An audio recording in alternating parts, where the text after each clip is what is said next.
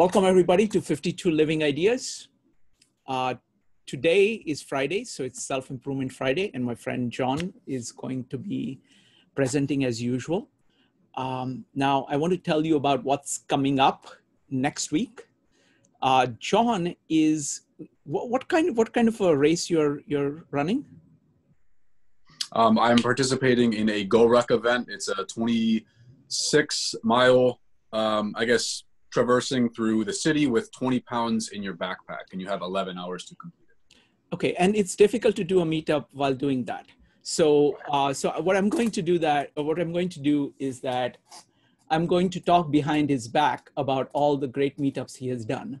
So I'm going to pick between 3 to 5 meetups of his that he has done, and then we're going to talk about each of them, and more importantly, we're going to connect them to each other and try to see what kind of patterns that come as a result of that.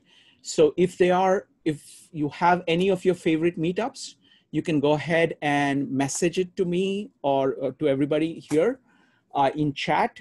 You can write to me at 52livingideas@gmail.com, or you can message me on Meetup, either any of these 3 ways, and I will take into account whatever favorites that people send me, and then I will pick between 3 to 5 meetups to focus on. So that's what is coming up next week.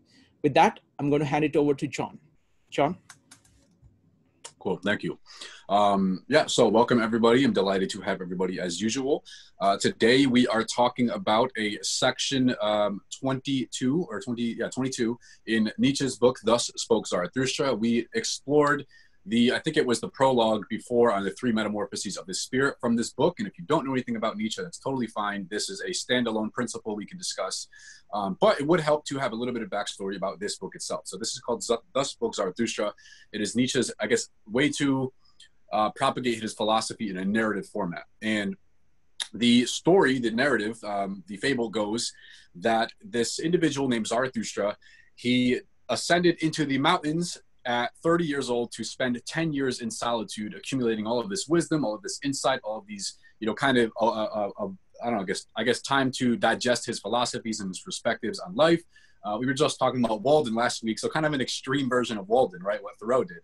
And after 10 years, he looked at the sun and he says, okay, the sun is overfull with light, and it has to share it with all of the biological organisms on the planet. The equivalent of me being overfull with wisdom and insight and these unique philosophies and perspectives, because I've been away from society for so long, I need to impart my wisdom on my fellow man because I love man. I want them to evolve and grow and succeed. So this story is following Zarathustra's journey. And along his journey, he begins to, share some of his beliefs in the town, from the common people and all this. And he begins to get somewhat of a, small following. So he has a small group of disciples. And this section we're talking about, 22, is actually the final section, concluding the first part of the book. And he's saying these words to his disciples. He's deciding that he wants to leave them, and it's more so for them. He wants them to be experienced with solitude and going on their own path instead of just being a follower for their life. He wants them to create and not just consume. So he's saying that to his disciples. And with that introduction out of the way, we can actually get into the principles. So I have 3 main ideas that I've extracted from this section that I want to talk about. The first is what he calls a bestowing virtue as the symbolism to gold. The second idea is what he believes the worst thing of all being is degeneration. And the final idea we're going to talk about is, I guess you could say, leading by example.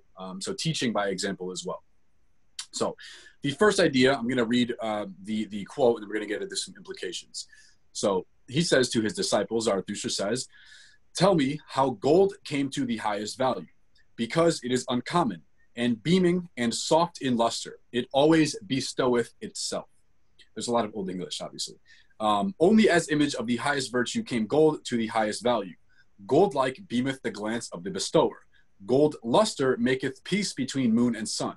Uncommon is the highest virtue, and unprofiting, beaming, and is it the soft of luster. A bestowing virtue is the highest virtue."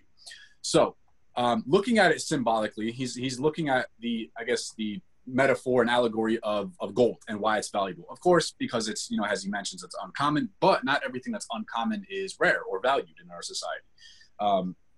So part of it symbolically, I would say, is that gold, as he says, bestows itself. It is continually shining. You could say it's being omnipresent and it's shining. And this makes me think of the famous line from Shakespeare's Romeo and Juliet, a rose by any other name would smell just as sweet.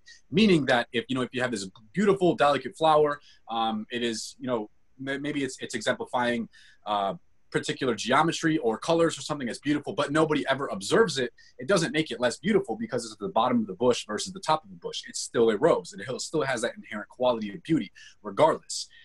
So you can say gold has the same thing. Gold is always shining, even if it's not yet, I honestly don't know what it looks like in its natural state, so I don't know if it's shining in its natural state, but you get the principle. It still stands here. And looking at this, I guess symbolically, to this gold-like luster of a bestowing soul, of somebody who gives and shares and devotes service above self, I would say, they have this glow among them. And regardless of if they were in the public eye or the private eye with integrity, they would still do these acts of service. So meaning that, look at a practical example. If I decide to, you know, exemplify a bestowing soul, I want to help somebody in need. Let's say I'm walking down Fifth Avenue and I see somebody with a sign that says they're hungry.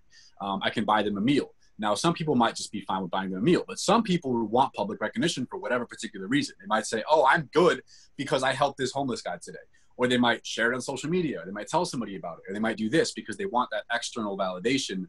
But I would think that is, I don't know, partly contrived and forced at that point. And it kind of ruins the whole intention of it anyway. It's kind of in a selfish way. It's like, I'm helping that person because I want to feel better about myself. You know what I mean? It's not just for the good of something. So that would be, I guess, Nietzsche's equivalent to the gold-like, the bestowing soul, and the I guess, attributes and qualities of gold in itself. It's just always as it is, you can say. So another idea is that the bestowing soul, you know, giving from whatever you have, from whatever resources, whether it be financial or time or some other intangible attribute that you have, it is never subtracting from you. And you go look at the equivalent of, you know, no one's ever gone broke or lost everything from giving things away. Meaning that you look at the equivalent of, I would say, a candle, right? People typically, I've seen pictures float around the internet and stuff, drawing a image of symbolism between teaching and lighting a fire. Meaning that if you have a candle, you know, one match can light 100 candles. One candle can light 1,000 candles, etc. And it doesn't lose anything in that process. It's just lighting the wick, lighting the wick, lighting the wick, etc. And that, you know, philosophy, that action, that bestowing soul propagates itself and doesn't lose anything of its nature when it does this. You know what I mean? It's not in a competitive, scarce, fearful mode of security saying, I want to shine and you're not going to shine. It's like it understands that helping other people shine is actually doubling the effect. So another idea from gold is right after this paragraph, Nietzsche says, insatiably striveth your soul for treasures and jewels, because your virtue is insatiable in desiring to bestow. Ye constrain all things to flow towards you and into you, so that they shall flow back again out of your fountain as the gifts of your love. So look at this. I mean, of course, this is meta symbolic because I believe the old alchemist, what was it? Mercury into gold, right? Meaning if we look at ourselves as alchemists, through our experiences, through our insights, through our, again, going back to our resources, it could be our time, it could be our money, it could be our insight, it could be our advice, it could be our, just even something as simple as being an ear for someone to talk to. Something as trivial as that, or as simple as that, or as easy as that. You can be an alchemist for the, I guess, complicated and obfuscated map of reality to the more practical daily existence of somebody's perspective. Meaning, like, there's a slew of an ocean and a sea of data out there, and your experience, you act as an intermediary, I would say, channel or device or something, and through that, through your experiences, through your insight, you take all of this objective data, you turn it into experience, you turn it into wisdom, and then you can share that as a filter. So it's passed through you. And I've talked about this before in several breakout groups. Also, I think I brought up in a presentation before. My definition between like the chasm and the threshold between information, knowledge, and wisdom is the following. Information is just blind facts, right? It doesn't really apply to anybody's life. I was talking to somebody about this earlier. last week, Aaron, if he's in here, I was saying, yes, there's objective facts in the world. I can say, yes, that tire on that van over there has a circumference of 60 inches. That's irrelevant. It's not really improving anybody's life. So information turns into knowledge when you've selected relevant facts, and they are constructive facts, and they're also relevant to what you want to do, that is predicated on you having an ideal or a goal or a vision, and then you organize it into a plan. So that's information into knowledge. But that's not done. Knowledge is only potential power. Knowledge is not power. Knowledge, when it is then applied and reflected on, becomes wisdom, because there's all types of nuances and contextual ideas that you might have not anticipated when you are organizing this knowledge. You might come across barriers to your own character. With this knowledge, you might have to develop yourself in order to become, in order to effectively apply this knowledge, right? So there's all types of other nuances and context when you pass this final barrier from knowledge into wisdom, which is, again, reflected knowledge that's been applied.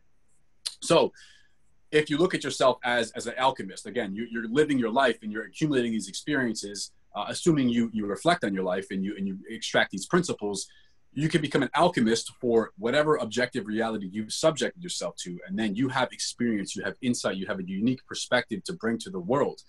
I've once heard an idea that says truth expressed is medicine and truth withheld is poison. Every single person here has a story, has their own intrinsic story, own idiosyncratic story that nobody else has, experience in the world. You all have your own context, your own nuances, your own idiosyncratic traits, and your own story, and also your own obstacles and challenges and trauma and suffering and things you've overcome and surmounted in your life. And if you, again, truth expressed is medicine, meaning that if you would share the insights from your journey, from your experiences to somebody that might have had a similar past to you, that can give them steps on what to do out of that past. Or even if you don't give steps, even if you just lead by example, you can implant the idea that, surmounting that obstacle is possible to them. And that will give them, with, I would say, the smallest vestige of encouragement, which would be hope, right? That something is actually possible. So I would look at that as again, summarizing the meta symbolism of gold as an alchemist, and bestowing soul of living as an alchemist, living by example. So moving on to the second part here, the second idea in Nietzsche's section here, he says, "Tell me, my brother, what do we think bad and worst of all? Is it not degeneration? And we always suspect degeneration when the bestowing soul is lacking." So first of all, there's a lot of, ideas behind that, why he would think degeneration is negative. If you've read this book, the phrase self-surpassing, I believe it's like 22 or 23 times. It occurs in this very short book, as you can see. So it's kind of a dominant narrative throughout the entire book. I am that which must always surpass itself, he says in the book. What have you done to surpass man? That's a question he says multiple times in this book. So that's kind of a general theme, like consistent evolution, adaptation, expansion, growth, onwards and upwards. So you polarize that, degeneration, regression, moving backwards in life, that is the worst thing of all in Zarathustra's eyes, and he's sharing this with his disciples. Now, why would selfishness, you can say, as the polarization to a bestowing soul, you could say bestowing soul is good, selfishness is bad. Why would selfishness lead to degeneration? I would think there's multiple interpretations for this. The first is that, I would say, like, my interpretation is somebody who is, enacting selfish beliefs or behaviors or habits is doing so in attempts to fill some sort of a hole or a void within their own life. Like they feel something's lacking. Maybe they feel they don't have control over their life. Maybe they feel like they don't have certainty. Maybe they feel like they don't have love. They don't have connection. They're jealous of other people's love or connection or success. Or they're just they don't look at themselves as a, intimately interconnected in a web of humanity, which we truly are, which I'll get into later. So it leads to, selfishness leads to degeneration as well, because I would say a selfish ideal, a selfish philosophy is trying to, what would you say? I would say trying to anchor impermanence into your life. Meaning that if you look at our lives, we don't own anything. Everything is borrowed. Okay, we don't have anything forever. We don't take anything with us when we die. So a selfishness is the ego's way to try to validate its existence. Somebody who talks a lot about the nature of the ego versus like the soul, more ethereal, is an author named Eckhart Tolle. He wrote probably a lot of people know him. He wrote The Power of Now, and he wrote The New Earth. The New Earth is, it's been a very influential book for me because he talks about the nature of the ego in terms of identifying itself with possessions. And it's attaching your identity with possession. So it's saying, I am fill in the blank. I am a carpenter. I am a father. I am this. It's identification with roles. And in a selfish philosophy, I would say this would be identification with materialistic phenomena to fortify your identity with. And this is out of fear. I think, again, this is out of a sense of lack. It's a sense of seeking for security over adventure. It's a seek of, it has the idea of constriction versus expansion intertwined in it. So leading back to the Alchemist idea very briefly, I think, I haven't fully articulated this idea, but I think a more accurate representation of what it means in my words to live a life correctly would be something like we are somewhat of like a channel of some sorts, you know, like we're like, you can look at it as like a radio receiver, right? We receive energy, and this could be in the form of thought substance, of creative potential, of infinite intelligence, whatever words you want to interchange there. And it is expressed through us as a channel into creations, into our deeds, into our actions, into our habits, into our philosophies, into our work, etc., into what we choose to spend our life on. So it's a channel. We're kind of something is coming into us and something should go out of us. And if something doesn't go out of us, I think it would be a blockage naturally. And if someone was selfish, they were trying to hold onto things, saying all of this is for myself, that would lead to degeneration because they can no longer create anything because they don't have this, there's a blockage from input, right? So that's another idea where I would say selfishness would lead to degeneration. Also, I mean, practically speaking, selfishness tends to drive people away. We exist for the sake of one another. I'll get to that in the next point. You're not going to have a sense of collaboration. You're not going to have a sense of community. You're not going to benefit from things that other people have built. You're not going to benefit from other new perspectives on the same objective thing that you're looking at. If you're selfish, it's going to drive people away. It's not a very attractive attitude or trait to have in your life. So another idea that I have is if you inherently look at life as a gift, I think this is actually sadly relatively rare in today's society. I see a lot of people have a rather contemptuous attitude toward themselves and toward life in general. They don't love themselves and they don't love life. You know, if you publicly say you love yourself, you are falsely deemed a narcissist or conceited or something, which is kind of ridiculous. But anyways, if you look at your life implicitly as a gift, okay, you can look at philosophically what you would do with the nature of a gift. So as a quick thought experiment, I have an example. If I were to gift you I've talked about this in the past as well. If I were to gift you a flower or a plant or a house plant or something, type in chat very briefly, what's the first thing you would do with that flower if I bought you a flower? Just think for a second and just type it in chat. Type in your answer. What would you do if I bought you a plant? What's the first thing you would do with it? Smell it. Okay, yeah. Look at it, set it down. Right. Water it. Okay, that's exactly what I was looking for. Water it. Yes. Touch. These are all beautiful. Put it in a vase. Exactly. So this might seem superficial on the surface, but there's a lot of deeply philosophical implications here. Put it on a table somewhere. Exactly. You guys, unanimously, you guys are all trying to extract use or value from it. Admire it. Kiss it. Exactly. Smell it. So you're not going to throw it out. You're not going to dispense with it. You're not going to jettison it and say, this is terrible. I don't want it. Even if you didn't like the flower, right? You're still going to try to just put it down. Oh, it's not the best, but whatever. I'll still get the use out of it, right? It'll make my kitchen table look nice. So inherently, what you're trying to do with a gift, you're trying to maximize its utility. You're trying to get the most you possibly can out of it, out of mutual respect or reciprocity for me, because maybe I went out of my way to gift you that, or out of the fact that you're just trying to, you've been bestowed something and you're grateful and you want to, again, get the most possible value you can out of it. So if you look at life the same way, if you look at your life as a gift, whatever theological implication you would subscribe to gifted you your life, what should you do with that? You should take the most possible care of it. You should try to get the most possible utility and use and expression and experience and potential that you can out of your life. So looking at that in the same way, I would say that it's perfectly symbolic to this nature of the bestowing soul. Because if you see this as a gift, you're going to want to create, because that is going to be partly intertwined with fulfilling your potential, because you're going to want to get the maximum utility out of being a channel. You're going to want to create, and you're going to want to express, and you're going to want to give, so you can operate from a place of abundance, and you can give more and fulfill your potential more. And obviously, as I was talking about earlier with selfishness, collaborate, get a sense of community, get a sense of affirmation from other people, and build with a community. So again, everything we have is borrowed. Everything we have is rented. We don't own anything, not even our minds and bodies. They're just in use right now. We are renting them. And so all of it is a gift. So we should, there's a phrase I love, which is die empty.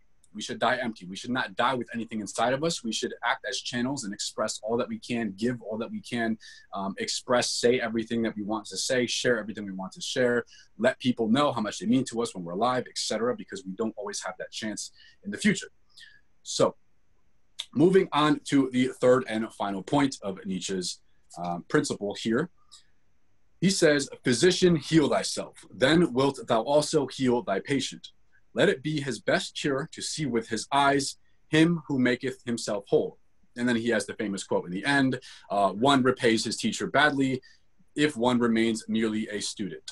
So if you were acting as a teacher, and that's kind of what he departs his disciples, he's saying, don't just mindlessly follow my philosophy. Don't just sit here and soak up all the information like a sponge. Yes, it's important to extract information from people that you admire or people that might have done something that you want to try to emulate in some direction, but you can't just be only a consumer. You have to create, right? You have to produce something. You have to give something out to the world. So that's the famous quote, one repays his teacher poorly if he only remains a student. If you only remain, internal, if you don't remain external, again, you're going to have some sort of a blockage in your vessel of this input of information without this output. You know what I mean? So it's like, what are you seeking the information for in the first place? Are you, if it's desired with the bestowing soul or bestowing virtue with the end in mind, I think then it's admirable. You know what I mean? You're going to have input and output. You're going to be, in a sense, symbolically equal.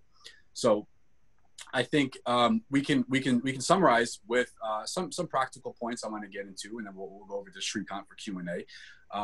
But so in simple, so bring all this down to earth, bringing Nietzsche's philosophy down to earth. I would say in simple, the bestowing soul, somebody who shares, somebody who gives, somebody who expresses some of themselves, somebody who creates, somebody who acts as an alchemist between the, they're an intermediary between the objective world and the complex, obfuscated map of reality, and the map of human existence. So they are pioneers in that sort. They're explorers. You could say mountaineers, you can say creators, you can say initiates, whatever you want to say there. And in short, we reap what we sow. So we get whatever we give in the world. And if we act from a place of bestowing soul, if we act as, we're continually giving, just as the metaphor I gave in the beginning of the candle lighting another candle, right? It doesn't lose anything. If we act and we continually give without expectation of return, and we don't think that we're losing something by giving, this is letting both the universe and other people know that we are operating from a place of abundance and prosperity. I'm not talking about just like finances. I'm talking about just abundant mindset, right? There's plenty for everybody to go around. You reap what you sow. There is plenty. You don't have to compete with other people. You don't have to drag other people down. You don't have to bad mouth other people. What's yours will find you. You will, if you continue work diligently and conscientiously along your path, you will get what is yours, what is rightfully yours. Nobody can take what is yours from you. So if you act with this bestowing soul of mind, again, it's letting the universe and other people know. And implicitly, a lot of us know that I once heard a phrase, needing nothing attracts everything, right? It's kind of this like, again, operating from abundance, because if we operate from scarcity, we all inherently know how like unattractive and off-putting that is. So for example, let's say you were a manager at a organization in a company or something, and you're conducting interviews. It's your job to conduct interviews, and you have a client or a potential prospect or whatever, they have an interview scheduled with you, and all they do is beg the whole time. Oh my God, please give me this job. I need this job. Oh my God, I have rent due this month. Oh my God, I need this job. That's very off-putting, whether they need it or not. Like that energy of like scarcity is very off-putting. We all implicitly know this as well. If you guys have ever experienced, I don't know, maybe you guys have given somebody your phone number in the past, and they keep reaching out to you, or they keep trying to get you to go on a date or something, and they just keep texting you over and over and over, and you're not responding. They say, hey, good morning. Hey, what are you doing? Hey, are you free this day? Hey, what's up? Hey. That's off-putting. You know what I mean? Because it's coming from a place of lack. It's coming from a place of scarcity. It's not being abundant mindset. It's not implementing that abundance mindset, I would say. So to conclude, and I brought this up early in the presentation, men exist for the sake of one another. So you will never live long enough to do everything that you need to do by yourself. So take your everyday routine and think of how many lifetimes you would have to live by yourself to create everything that you've done in your own routine. Okay, so start very simple. You wake up in your bed, and then you drink your water, you have breakfast, you get on the train or your car or Uber or whatever, you go to work or you go to the gym, you come home, etc. You do all these things, okay? So how long it would take you to do all those things by yourself, meaning you would have to create everything by yourself, okay? You would have to create the patent and be an engineer for the Industrial Revolution, for the machine that sewed your sheets, okay? You would have to create that. You would have to also create your mattress. You would have to have framed and wired the house that you live in or the apartment. You would have to have planted the apple tree and cultivated it for, I don't know, 10, 15 years to have an apple for breakfast, right? You have to do all of these things. If you're doing it all alone, you literally can never do that. You can never do that, especially like when it comes to technology, like how many lifetimes it would take you to figure all that stuff out, like remaking an iPhone from scratch. Can any of us do here? Can any of us here do that? I can't. So thinking of how many, like how intertwined we are as a society, we inherently live and live to serve one another. We are all intimately interconnected and interweaved together in this web of humanity. And an idea I've always loved from Peterson is that we are a node in a network. And the whole idea between 6 degrees of separation was an actual study. So it's like we should act as if the actions, our words, our deeds, our characteristics, our example makes a difference in the world, because it literally does. Even if we can't conceptually track this, the universe is still tracking it in terms of cause and effect. So again, we reap what we sow. With that said, I want to thank everybody for attending. I'm going to hand it over to Shrikant for Q&A. Excellent. Folks, to ask questions, you can go ahead and type exclamation mark in the chat, raise your hand in Zoom. Rule number 2, keep on topic. Rule number 3, be brief.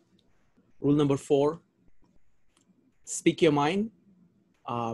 Disagree with anybody on anything, but do so courteously. All right. Actually, I'm going to ask the first question and then pass it on to Joe and Aaron. When you look at ethics of virtue as opposed to ethics of value, this point of bestowing virtue becomes crystal clear, because virtue is basically yours doing right, which is completely within your power, and others people doing right, others people having virtue actually just adds to you. Yours helping other people pursue virtue just adds to you. There is really no negative whatsoever. It's a complete win-win. Other people's virtue is an inspiration for you, something to learn from, and back and forth. And so there is a pure win-win when it comes to virtue. Most people kind of think of values and conflict of values and win-lose situations. So I think the difference when you focus on virtue, this problem actually becomes just crystal clear. Any thoughts?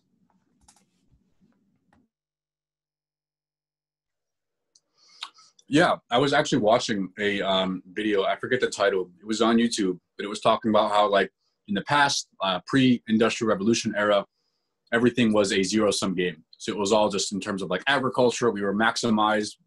We were governed by our technology. So for me to have more, I would have to take from you, right? Because there was like a set piece of the pie, you could say. For me to have more, I would have to take from you, which means you have less. So there was like these constant wars and invasions and battles, etc. But once we, technologically evolved, we were able to, create this pie bigger and stack it even bigger and bigger and bigger. So again, there's abundance. There's more than enough to go around. But I think a lot of people are still stuck in that, you can say scarcity or poverty mindset, whatever you want to call it, of like, if I were to have more, that means I'm taking from you. You know what I mean? A lot of people are somehow trapped in that similar mindset. And they fail to see the reality, which is exactly what you just elucidated on, which is like, it's a win-win scenario. You know what I mean? You don't lose anything by helping other people. You in fact gain something yourself, and you also help them gain. And then it's just a positive spiral upward, you could say. Thank you, John. Next up is Joe, followed by Aaron. Joe, go ahead. Give me just a second. Let me make sure. Yes, go ahead, Joe. So actually just building on what Shrikant said, and the idea of selfishness is, I thought of immediately the dichotomy of control. It is kind of the idea that selfishness is the opposite of the dichotomy of control, in the sense that you're trying to control something, and it's actually leads to a degeneration of yourself in that process. So I was wondering if you saw any kind of link between the dichotomy of control and the idea of the opposite of the dichotomy of control and selfishness. I didn't think about it until right now, but I think that's beautifully. I think it's very important to include that, and I think it's exactly right, exactly what you said. When you're trying to focus on something else, yeah, it's destructive to your inner nature of yourself, and that is only going to propagate, and you're only going to then, I would say, try to overcompensate and try to focus on what you control over other people's lives. And there's a lot of variables in terms of why someone would do that in the first place, which is actually one of the questions that I have for one of the breakout groups. What is the origin of selfishness, right? Like, it's a good ethical argument. But I think it very well could be something inherently related to that dichotomy of control. Absolutely. Next up is Aaron, Mike, Lusek, and Sanjay. Aaron, go ahead. Yeah, John, wonderful presentation as always. I really like this idea of giving and having this like it shows that you have like an abundance of self if you're constantly giving. There is one caveat though I kind of want to throw into this. When you're constantly giving, I think of that quote, "Don't cast pearls before the swine." There are people who will take, and we are human beings. And if you have somebody that's kind of being a little bit of a parasite, you can't help but resent them a little bit. So I agree with you in like give in the spirit of abundance. But I think you do have to be careful at a certain level who you're giving to, because you don't want resentment to build up in your heart. And I think it's important to remind yourself that you are a human and there's only so much you can give without feeling some level of resent. Absolutely. That's actually something I wanted to bring up in the presentation. I forgot about, is like looking at guilt as an indicator, right? So that second person, the recipient of the bestowing virtue, if they had a clear conscience, if they were kind of in tune with their internal voice vocalizing mechanism like intuition and conscience, assumingly they would experience some sort of guilt when they had X amount of handouts, once they passed a certain threshold of like codependency, etc. So I would look at that as like their personal issue. You know what I mean? I wouldn't look at that as somebody as the bestower's responsibility. In other words, you know what I mean? Like, if I'm in the position, so for example, here's another thing. If I wanted to, give $1 to a homeless person, like what they want to do with that dollar, that's kind of on them. But it's like, I'm not going to take responsibility for what they're doing with that money. You know what I mean?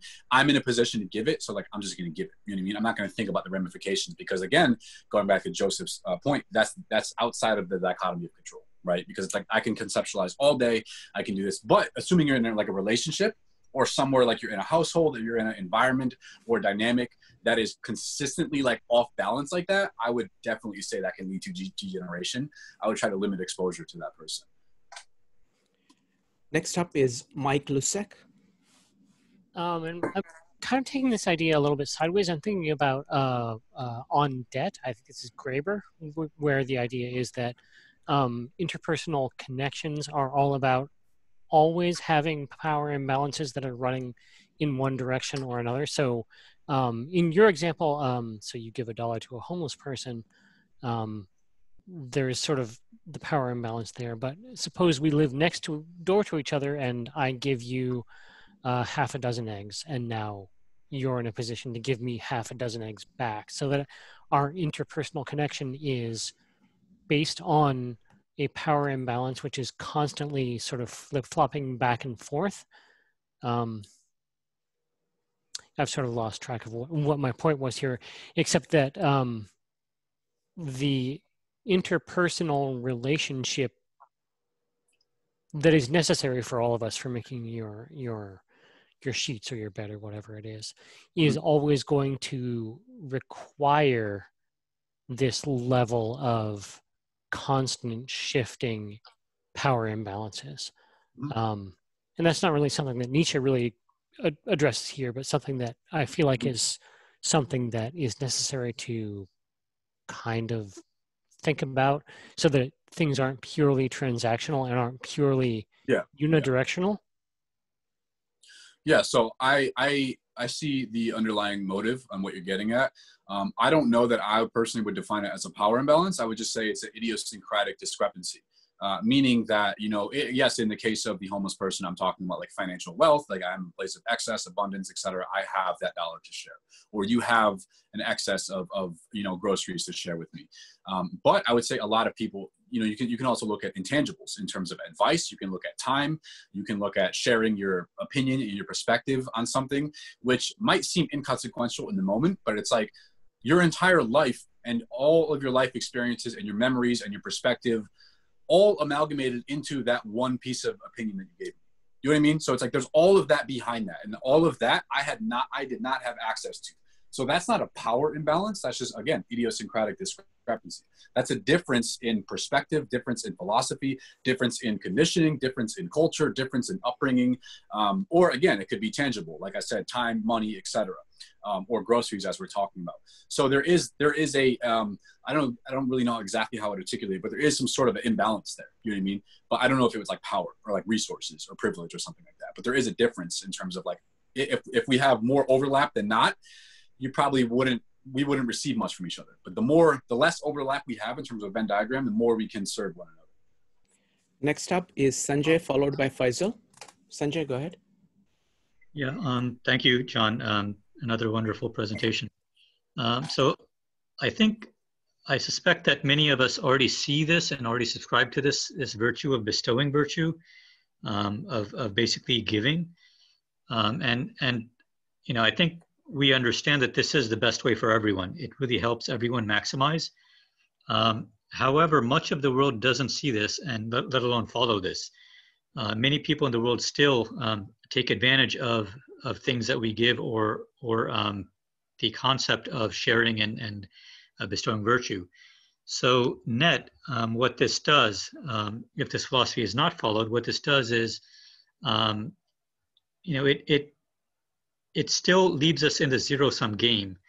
And, you know, my idea is, how do we shift away from the zero-sum game that we're stuck in, that the world is stuck in? You know, so I guess other than using our own influence, our own 6 degrees of separation, is there a way to cause a chain reaction in this way of living? Very, very, very good moral and ethical question. I'm not sure I have like a consolidated answer, but this is along the lines of Aaron's point, where he's saying like, what if you're kind of overextending yourself, and you know your word gets around that you're being a generous and giving and altruistic person, and this might attract, you know, parasites or people that are trying to exploit you or take advantage of you, whatever. That I think you can probably argue it's always going to be a reality. So how can we mitigate against that? Personally, I would say just like I don't know, approach of just massive action of giving. And then in terms of, it might be like circumstances, it might be luck. There's other unseen variables and influential factors in here.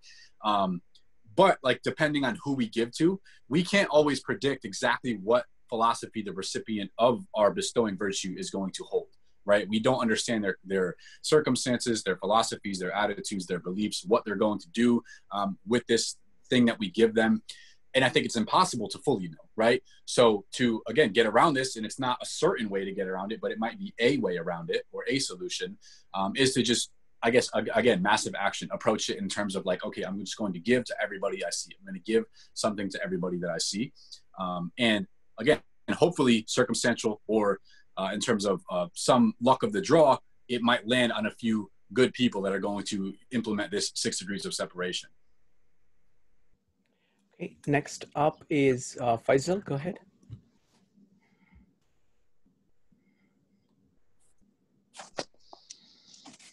Faisal, you need to unmute yourself. Okay, let's see. Thanks for the presentation, John. And you know, so what I was more curious about is this idea. You know, you spoke about selfishness versus, you know, sort of like, you know, helping others and giving. I'm just wondering whether in this text he's more speaking about you know, a direction of humanity, you know, like, because he, to me, he appears like a sort of a, you know, a messiah, or, you know, somebody with a lot of virtue versus, you know, his disciples, his followers. So I'm just wondering whether he's not trying in some way with what he's explaining, give them a bit more virtue. So, you know, give them an opportunity to walk on their own path, but following a path for humanity, you know, for the better of humanity, for, you know, the good of humanity in some ways. And then there's another thing, you know, I wanted to mention is more like in terms of like the gold. In art, in a lot of like in the Middle Age, for example, they started introducing gold in sculptures. So, you know, like sculptures, like Italian sculptures like Agini started, you know, putting gold on sculpture. And it was very much like the sculpture of the Virgin Mary with the baby, you know. So it was really about divine light rather than like, I see it more like as a divine, gold represented as divine light rather than alchemy for humans. And it's the same, like a lot of painters have used that, you know, as a metaphor. I didn't know about that gold point. That's very interesting. Yeah. To your first point, yeah, there is different, I guess, interpretations in terms of like Zarathustra's relationships to his disciples. I think that's actually more appropriate for the breakout groups. I've included a question because at the end of this little this section here, Zarathustra says to his disciples, he says, "Lose me and find yourselves, and then I will return to you." So I thought about that for a long time. I'm not really sure what I have an answer, like what that really means. Like, lose me so you can find yourself. I'm with him on that. And then he says, then he's going to return to them. So we can talk about that in the breakout group. Wonderful. So Rami, we'll have time for our takeaways. That's when we can talk about our ideas. What we're going to do now is we're going to do breakout rooms. Now, John, what are the questions we're discussing in the breakout rooms? Okay, so we have three. The first is, what do you believe is the origin of selfishness? So what do you think that stems from? What do you think causes it? What do you think are the main variables that lead or encourage somebody to be selfish? Second question is what I just espoused. Zarathustra says to his disciples, "Lose me and find yourselves, and I will return to you." What does that mean to you? Third question is a personal question. What can you do in your own life to implement the bestowing virtue? How can you be more of service and giving and altruistic in your own life? Okay, very good. So with that, I'm starting the breakout rooms. We're going to do the breakout rooms for 25 minutes, and then we'll come automatically back in this main room to share our takeaways from both the presentations and the breakout rooms and any thoughts that you might have on the topic. Starting the breakout rooms now.